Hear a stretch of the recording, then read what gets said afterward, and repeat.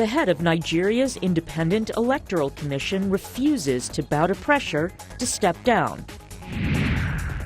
A cholera outbreak in Malawi jeopardizes the health of people recently displaced by floods. And a music legend leads a boycott against a pair of fashion icons. We'll explain why. Africa 54 starts right now. Good evening, I'm Vincent McCory. This is Africa 54.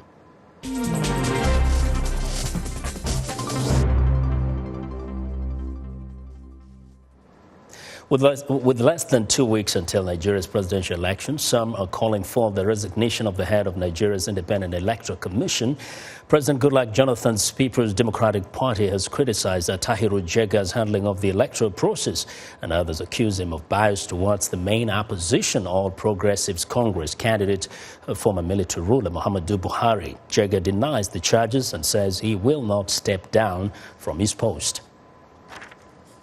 There have been all sorts of demands for either my resignation or for my removal, and there are even now some demonstrations for that. As far as I'm concerned, I have a job to do and I remain focused to do it. Nobody has told me I'm being removed. I'm not under any pressure, and I believe that it will be a disservice to this country at this point in time for me to say I'm resigning when I have absolutely no reasons why I should resign. So everybody in INEC is focused on delivering the best elections that we can for this country. Well, Jega announced a 6-week delay in the election last month. It was originally set to be held on February the 14th, but he says he was told by the military that it needed more time to retake territory controlled by the militant group Boko Haram.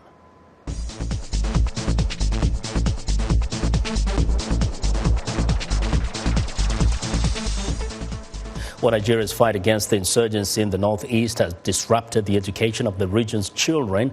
But students in Adamawa State, a territory retaken by the Nigerian military from the control of Boko Haram, are slowly returning to the classroom.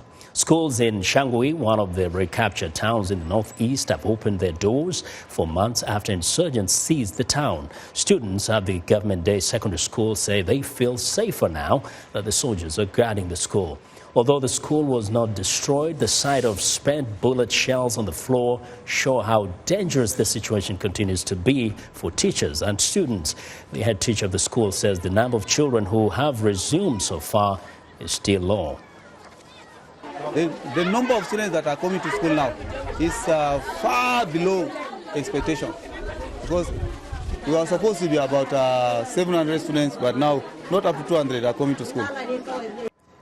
Where Boko Haram militants are being progressively pushed out and cornered into an ever-shrinking area of Borno, the heartland of the insurgency, and they appear to be suffering heavy losses. Counter-strikes launched by the armed forces of Chad and Niger over the frontier into the Nigerian territory have helped to turn the tides of the conflict. A top Nigerian general says the military is making headway in its fight against the insurgents. I have new equipment for the armed forces. We have change of command, and we have also input of manpower. We have a synergy with local vigilantes. Everybody, national Nigeria as a nation, came out to really fight insurgency. Well, as life returns to Shangui and businesses begin to count their losses and start over, the Nigerian government is warning that the splintered militants would regroup and increase attacks on soft targets, something that has already occurred with a string of deadly suicide bombings across the north and the middle of Nigeria. Well, the United Nations investigation report into human rights in Eritrea has found very clear patterns of violations and an absence of rule of law. Eritrea's poor human rights situation is being blamed for a huge exodus of migrants from the East African nation. Eritrea is the second largest source of migrants after Syria, where people are making the perilous trips across the Mediterranean Sea to Europe. The chairman of the investigative team, Mike Smith, told the UN Human Rights Council that Eritrea, which declared independence from Ethiopia in 1993, is using long simmering tensions with its southern neighbor as a pretext to ignore human rights law and to remain on a military footing characterized by a pervasive state control and ruthless repression. Eritrea is a country where detention is an ordinary fact of life, experienced by an inordinate number of individuals, men and women, old and young, including children, where detention centres are official and unofficial, above ground and underground, metal containers in forbidding heat, or mere fences with no shelter for inmates in punishing cold, where once in one of them there is a likelihood that you will be subject to torture, to extract a confession, or to simply punish behaviours. Well, Eritrea's ambassador rejected the report, telling the council it was based on unreliable, unproven and sensational information. The UN Refugee Agency, UNHCR, says that by July 2014, about 357,000 people had fled Eritrea, roughly 7% of a population previously estimated at 5 million. Well, for more insight on this situation, I'm joined by Salem Solomon, an Eritrean-American journalist, graduate student, and teaching assistant at the University of South Florida in St. Petersburg. Salem, welcome to Africa 54. Thanks for having me. Now, the Eritrean ambassador says, well, the report you just got from the UN is fake. It's based on fabrication. Personally, as a person who has lived in Eritrea, what do you make of it? Well, these rejections are not uncommon from government officials, and the fact that they're coming from diaspora voices, people who have already left the country, Eritreans who have left the country, the government claims that they have a certain agenda to claim these what the government says is sensational information coming in. But from living in the country for a significant amount of time and working as a reporter in Eritrea, some of these different facets of either political oppression or human rights abuses that are being mentioned in these reports are be it individual cases or at a magnitude of large scale, that there are different instances of recorded abuses. Now, this kind of repression has been blamed for the thousands of people who are leaving the country every day, and many of them actually sadly die on the Mediterranean trying to get to Europe. How bad are things to the extent that people are willing to risk their lives than stay in Eritrea? So specifically, what happens to people in Eritrea? So there's a systematic issue that needs to be addressed inside the country. The country has, by the Constitution, even though it's not really implemented, that every person in the country has to go through national service. And so right after the conflict, as you've mentioned earlier in your introduction, the conflict between the two countries, meaning Ethiopia and Eritrea, ended in 2000. There's a border stalemate that's still lingering. So the excuse that's given by the government is that that is the reason for holding the entire population inside or conscripted for a very extended period of time. So the young people don't have a lot of opportunities. Cannot really, I know a lot of young people who've been in the system for over 10 years plus within the system and cannot really find, opportunities within the country. Let's make it a bit clear here. This is the system, meaning they're conscripted into the military and they're not released within what is supposed to have been a reasonable time. Exactly. Yeah. So there are different facets of the oppression, the political and human rights abuses that human rights groups are addressing here. But one of them is national service. And so within national service, even though it was intended for 6 months of military service and then 1 year of civil service, what they call it, within different ministries within the country, that has been extended for 10 years plus. And some young people are not. Yeah. So very quickly, what are the other forms of oppressive acts that are meted out on the Eritreans that makes them want to leave the country? Exactly. The different facets of political oppression or human rights abuses that are being cited in these reports are, for instance, there is what they say religious repression. I can mention some names. For instance, when the government said that there are specific religious groups that are illegal in the country, Jehovah Witnesses that were arrested, for instance, in the early stages of our independence are still in prison. Some 20 plus years.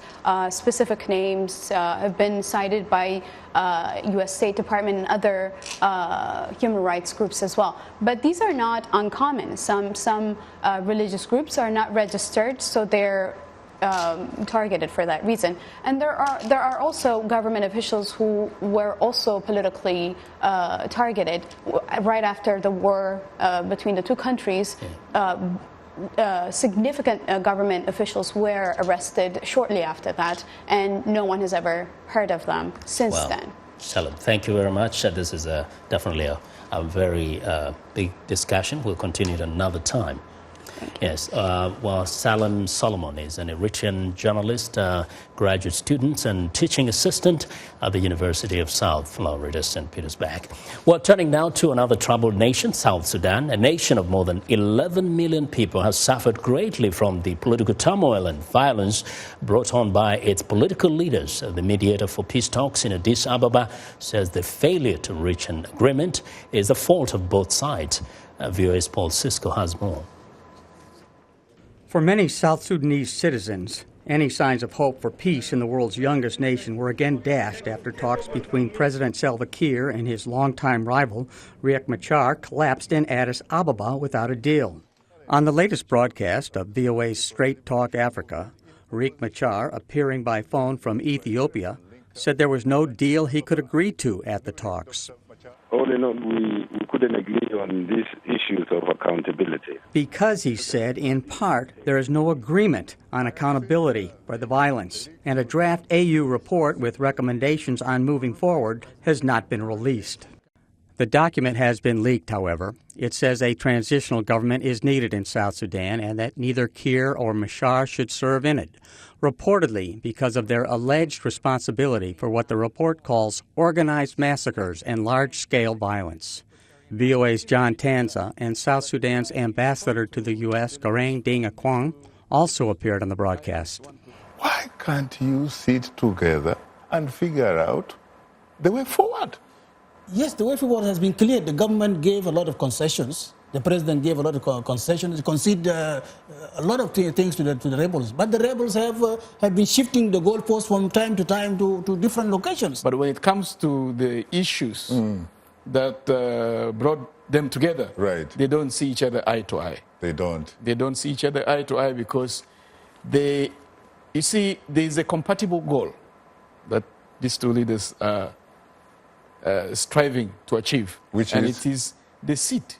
The seat, the presidency. The presidency. But what about Seyum Mesfin, the chief mediator for the peace talks, says the level of distrust between the two leaders is, in his words, unbelievable. And they have not been able to overcome this, to forgive with each other and execute their people by cutting a deal and an agreement to transform the country into a peaceful one ruled by constitutional rules. More peace talks are expected, but no date has been scheduled. Meanwhile, the death toll is mounting. Over 10,000 people have been killed, upwards of 2 million people have been displaced, and an estimated 2.5 million South Sudanese are facing severe food shortages. Paul Cisco, VOA News. Well, with militants in the Middle East attacking members of other faiths and destroying museum pieces deemed un-Islamic, a heated debate is underway in America over the religious roots of their actions. VOA's religious correspondent Jerome Sokolovsky reports. It was called the iconoclastic fury when 16th century Protestants destroyed statues considered to be idolatrous. Look familiar?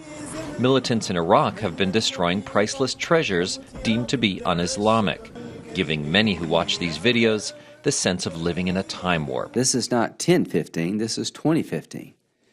And as I speak, people are being crucified, people are being burned alive, they're being beheaded. Lindsey Graham of South Carolina led a Senate hearing focused on the Islamic State militant group.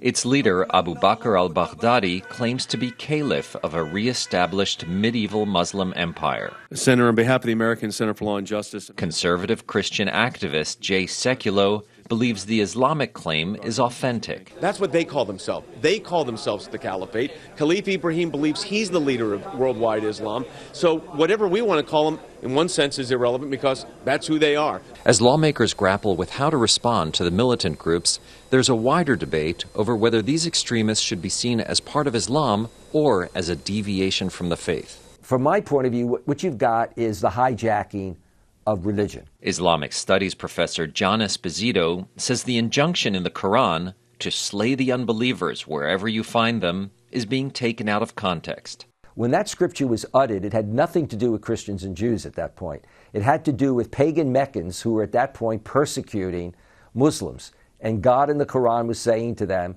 if they're fighting you, you have a right to fight back. Some commentators argue that Islam needs a Protestant-like reformation that rejects the traditional interpretation of Scripture. But Esposito says they should be careful what they wish for. They'll say Islam needs a reformation.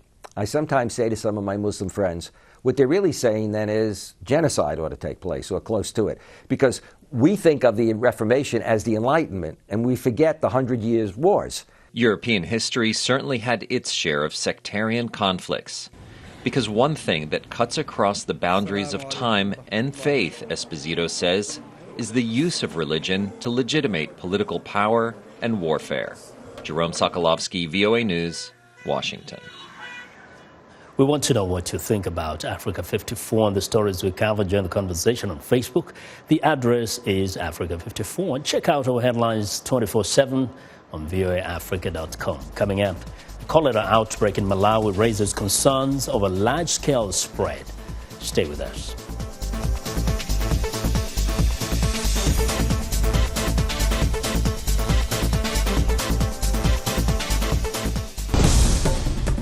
Nigeria heads to the polls March 28th for a landmark election. What happens there matters throughout Africa. Turn to Voice of America for the facts. VOA reporters are in Nigeria and surrounding countries covering the campaigns and the issues and counting down to the March 28th election and beyond. Special Nigeria Decides 2015 coverage is underway now. A commitment to Africa from Voice of America.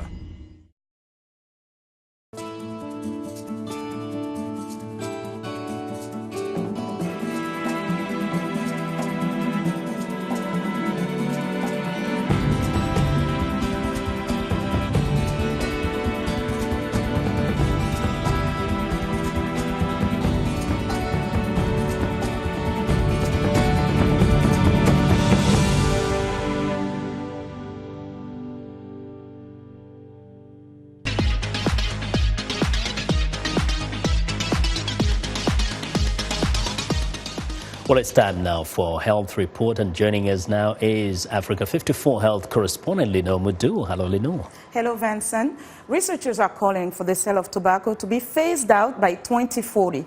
According to new research released in the British journal The Lancet, researchers from the University of Tokyo show that although overall rates of smoking are slowly declining, the prevalence of tobacco use is actually expected to increase in some countries over the next decade, notably in Africa and the Middle East. 1 billion deaths from smoking and other forms of tobacco are expected by the end of this century. Because the world's population is rising, there will still be more than 1 billion smokers in 2025 unless global action against tobacco is taken. And the World Health Organization has issued a new guidance recommending that adults and children reduce their daily intake of free sugars. The WHO recommendations are based on analysis of the latest scientific evidence, which shows that adults who consume less sugars have lower body weight. Research also shows that children with the highest intakes of sugar-sweetened drinks are more likely to be overweight or obese than children with a low intake of sugar-sweetened drinks. Dr. Francesco Branca, director of the WHO's Department of Nutrition for Health and Development, elaborates on the new guidelines. The new WHO guidelines recommend to reduce free sugars intake to less than 10% of total energy intake, which for an average adult means roughly 50 grams of sugar, corresponding to approximately 12 teaspoons. For additional health benefits, WHO also recommends to further reduce the sugar's intake to less than 5% of total energy. The new WHO guidelines refer to free sugars, that are the sugars added by the cook or by the manufacturers in the production of food, but are also naturally present in fruit juices and in fruit juice concentrates. These are not the sugars that are naturally present in fruit, vegetables, or in milk. Countries are encouraged to translate the recommendations into food-based dietary guidelines that consider locally available food and customs. Now, health officials in Malawi are working to ensure that cholera does not spread into camps hosting victims of recent flooding. At least 90 cholera cases have been reported in various parts of the country. Thousands of people remain in displacement camps several weeks after flash floods killed over 100 people in Malawi. Over 300,000 others are now homeless. Health officials say there is a cholera outbreak. Meanwhile, aid groups are campaigning to improve water and sanitation facilities for people living in the camps. I have learned that whenever I visit the toilet, I must wash my hands. Also, when I change my child's nappies, I must wash my hands. Cleanliness must be observed when we prepare food and also around the camp to avoid contracting diseases like cholera and dysentery, and we are all practicing that. There is a concern cholera could spread further, and health experts warn that if the situation is not addressed with urgency, there could be more death.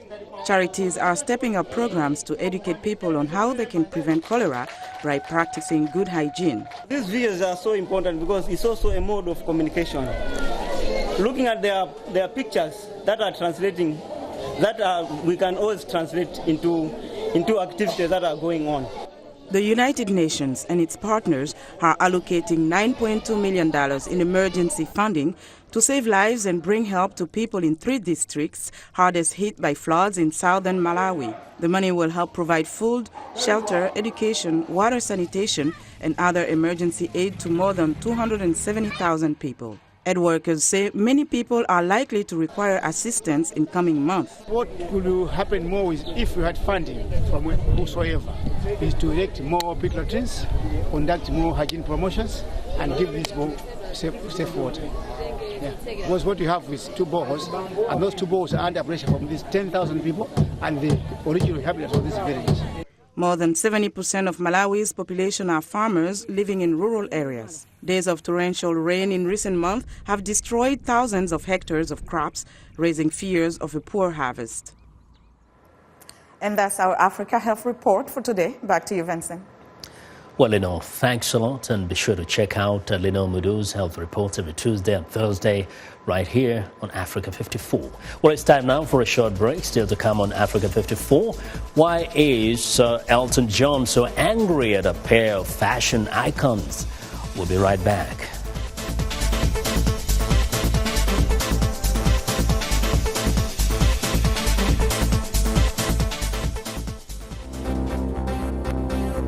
If you've just joined us, I'm Mariama Diallo, and here is a quick recap of today's headlines.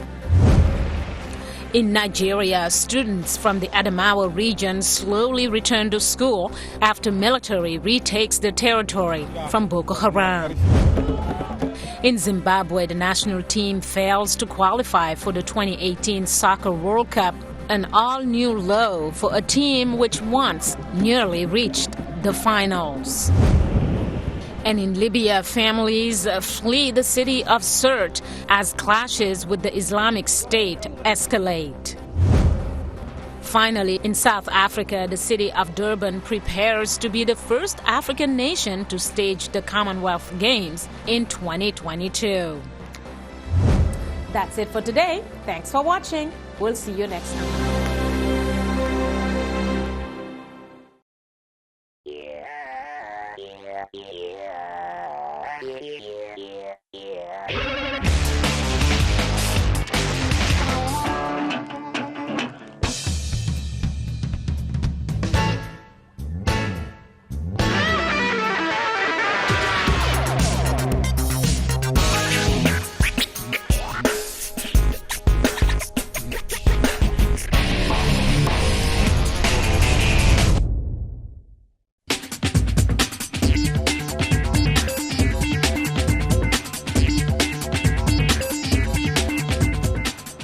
Welcome back to Africa 54. Here's what's trending. Well, fact can indeed be stranger than fiction. Consider the case of Robert Durst, heir to one of New York's largest real estate empires and subject of the HBO docuseries The Jinx, The Life and Deaths of Robert Durst. He was arrested in New Orleans on a murder warrant issued by Los Angeles County. He is best known for his life twists that led him to be questioned but not charged in the mysterious deaths of his first wife Kathleen Durst in 1982 and longtime friend Suzanne Berman in 2000. But Durst's luck may have run out this time. In the last episode of The Jinx, he made a veiled confession that he killed them all. The startling admissions was made in a conversation with himself in a bathroom while his interview microphone was still switched on. Stay tuned.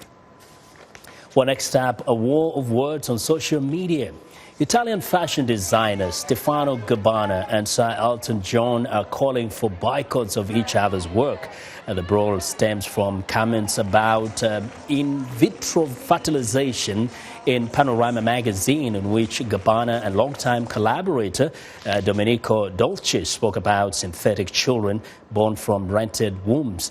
Elton John has 2 children with husband David Furnish. Through IVF, the music legend pledged to boycott the Dolce & Gabbana fashion line.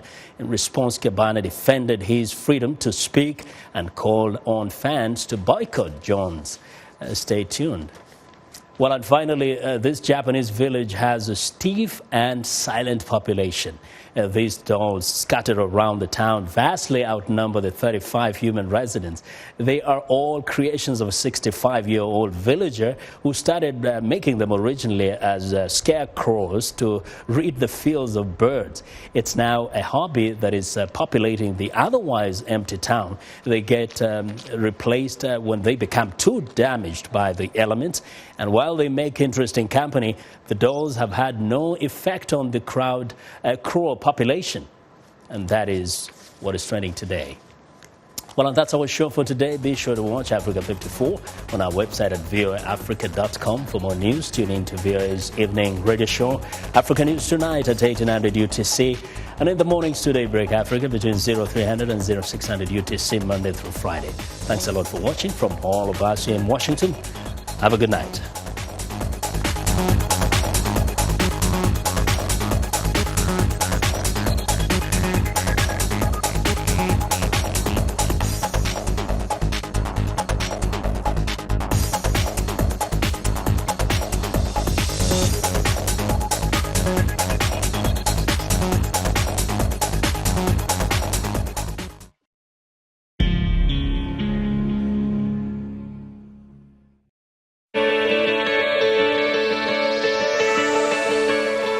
Through you, we become more informed, we can better perform, because sometimes you are the critics, sometimes you bring the info, allowing us to be critics. So it's, you have become a part of our life, and we need you to continue growing.